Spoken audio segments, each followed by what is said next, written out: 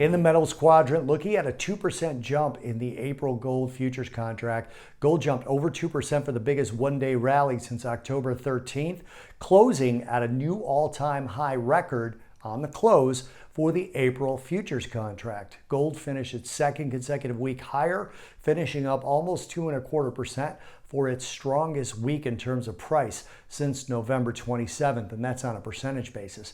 On the high, 2,097.10 was up 2.06%. On the low, 2,047, that was down about 1/3%. We ended up finishing the day over 1.9% higher.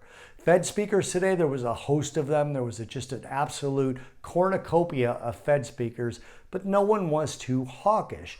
We had Dallas Fed President Lori Logan speak, Fed Governor Christopher Waller, Atlanta Fed President Raphael Bostic, who's actually been dovish, making some comments this past week saying that rate cuts will be appropriate by summertime. San Francisco Fed President Mary Daly, none of them really put out hawkish enough headlines for them to get into the financial news and hit the price of gold. Didn't happen. We also have Fed Governor Adriana Kugler, who has been hawkish. She has yet to speak. She's speaking this evening.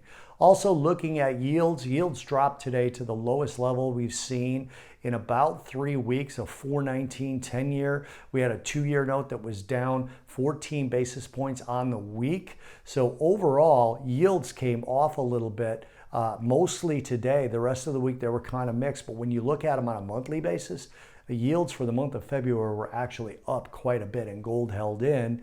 And that kind of gives you the idea why we got this snapback. It might be some short covering for people who were saw yields going up and didn't see the satisfaction they wanted, so they did a little short covering today. That could be part of today's rally in gold.